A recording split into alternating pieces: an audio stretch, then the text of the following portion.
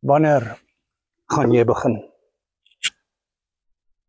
Kry ek baie keer mense wat uitreik na my toe, maar dan maak hulle nie die datum vas nie. Dan wag hulle die datum van die coaching. Die probleem daarmee is, as jy wag, dan stel jy die probleem net uit. Dinge gaan nie beter raak nie. Dinge gaan erger raak.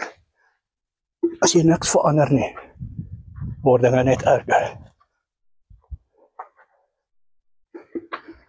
Die feit van die saak is, gouer jy